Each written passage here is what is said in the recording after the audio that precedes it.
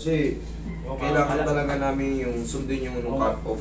Pinuntahan para kapag balik, alam na namin yung ano, yung lugar. Nangyayari kasi minsan pag walang cut-off, Maraming pupunta.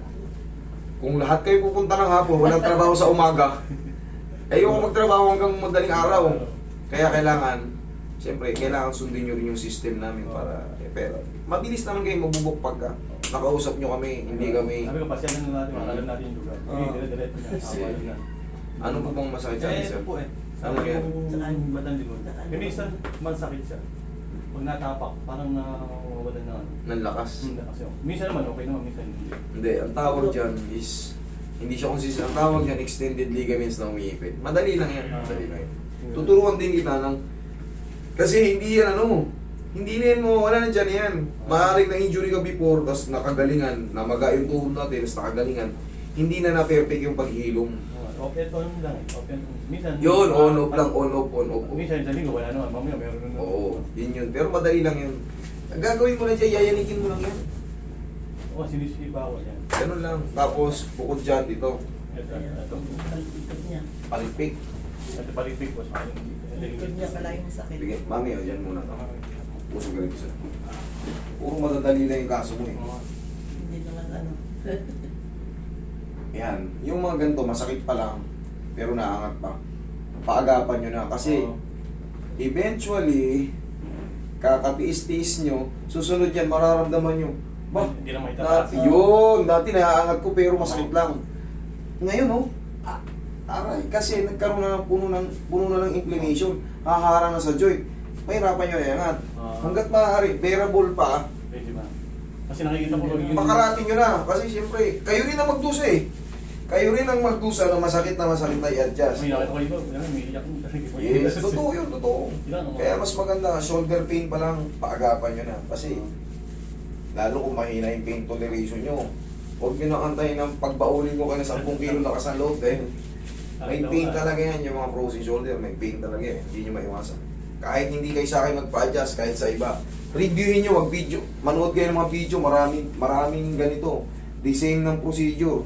Basta sa mga hilot ngayon, iba na yung ano. Di ba, basta pag nakaupo kang ganyan. Ay, pag Nangalay. nakakapit yung likod ako. Ay, madali lang Kaya yan. gusto ko lagi na lang. Ano mo na, baklasin mo na. Sige, relax. Yung nararamdaman mo, bulging disc yan, compression. Pero simula pa lang yan, madali lang yan.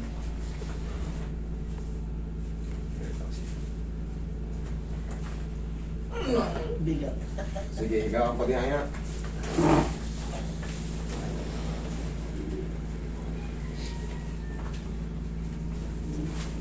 Yayanikin lang natin yung tuhod mo na yun.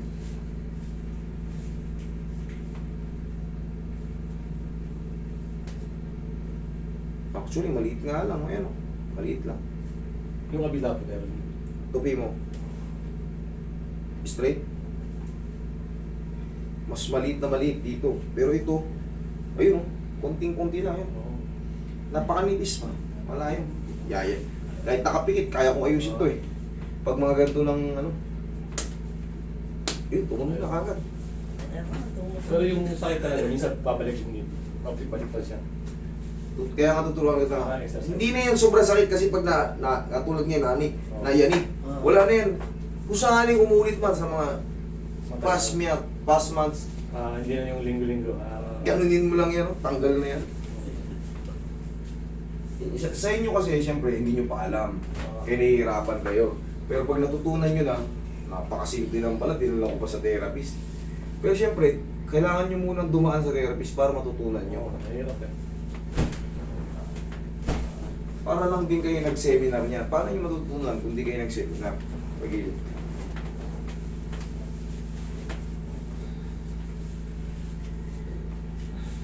Relax na.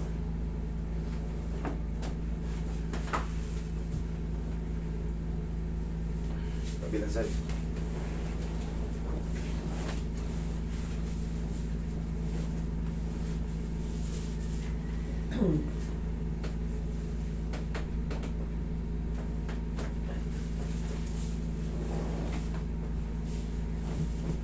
Sapa.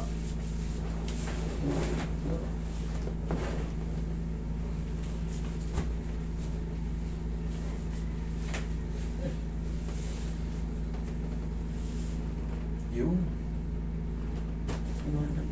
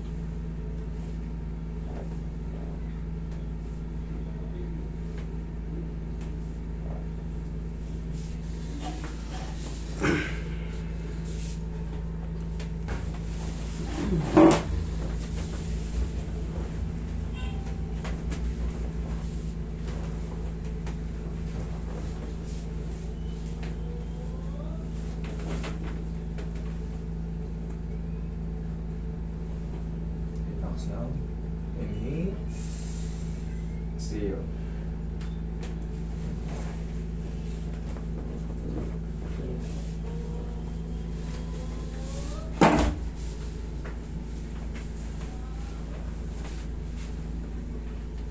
Pwede ng power. Tapos pagka, no, ito lang ang panangga natin. Sa mga back pain, Pau. knee pain, shoulder pain, stomach pain. Baka kinakabagan kayo, ganyan nyo lang yan. Hindi nyo kailangan diinan, medium type lang palagi. Tandaan nyo, medium type lang, ganyan. Haplos ng pagmamahal. Haplos lang ng pagmamahal. Nadidiinan siya pero hindi kayo umaaray. Yan ang ibig sabihin ng haplos ng pagmamahal. Huwag naman yung ganyan. Yung feel, ganun naman. Medium type lang palagi. Ganun lang, laglag mo lang. Iyan.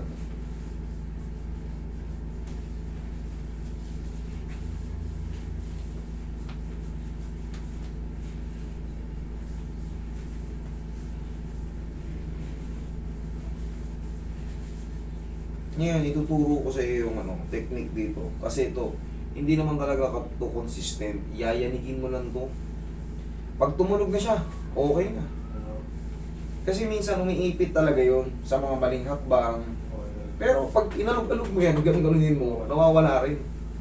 Kaya nga, kahit sabi ko, kahit nakapikit, ayos yan. Tigasan mo. Sapa, sipa. Yan. Yan lang, ganun lang. Hindi nyo kailangang mataranta pag sumakit yung tuhod nyo dahil sa... Pero, on and off, 1 buwan, wala. 1 beses, nasumaktang ka, tapos pahinga ng mga ilang oras, nawala. Yanigin nyo, tapos pusin mo ng pao. Okay? Tapos upo ka. Tapos dito naman sa balakang. Dito naman sa balakang. Ganon din yan. Yayanigin lang din natin yan. Left and right naman. Pero, wait lang. Karatingin ko muna itong dito sa nangangawit ni Sir.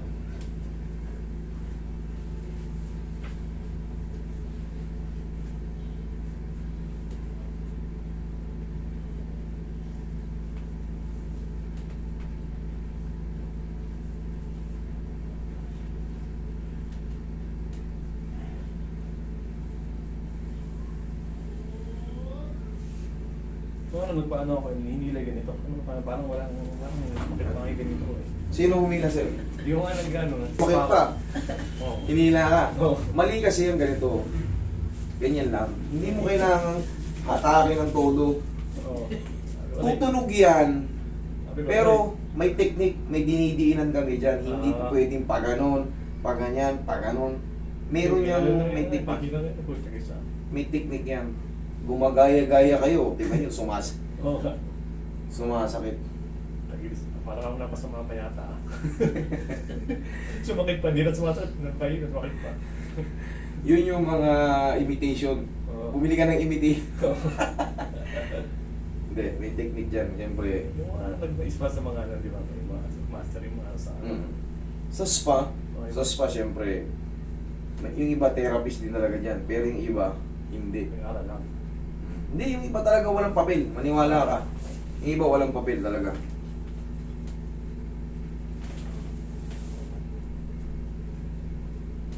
Malalaman nyo kung walang papel yung mga therapist. Naghihilot ng mga, nagmamassage ng mga lasing. Ah, Walang knowledge yan sa ano. Mapapahama kayo dyan. Kahit, kumbaga, may mens, buntis, inaano nila. okay, ano din ako sa inyo. Tandaan nyo, hindi, pinakasinyalis siya ng mga hindi marunong yan, mga yan. Tayo. Yan, kabila. Yan lang, tag-isa lang pag-gising mo sa umaga. Umupo ka ngayon. O, lumiyad ka ngayon. Tignan mo kung ano. O nga, no? Luwag mo. Kasi may nakabalik na. Dito naman sa tuhod. Wala na yan. Sus, kahit pagkakatakbo ka dyan. Okay na. Wala na, okay na. Yung hindi, diba, parang may buko eh. Kasi nung nag-jogging ako, parang kinumaan ako ng... Sumasakit ba? Hindi, pag natapos, eh, minsan hindi wala. Kasi kung merong ano, doon kasi ang basihan ko. Pag meron, sumasakit, baka may problema. Pero kung wala sumasakit, Ito, mga 5 araw lang. sige, ika kasi. Mga 5 araw lang siguro. Pagtapaw kasi sa ano, ako nalisya ba? The same lang din naman ang ano niya. Parang is siya. The same lang din ang treatment. Yung, tumawag. Pero ako hindi makakaroon ng mga baga. Ibig sabihin niya, Di ba, tapilok na nga magkatlang. baka nausog lang ng konti. Konti. Konti lang kasi na. Katapak lang naman siguro. Tumawag, Sa sa kayo dyan. Okay? Tayo mo. Baka na-dislocate. Okay ah, wala. O, di wala. Ay, di na-dislocate. Tama yan. Hindi ka kami.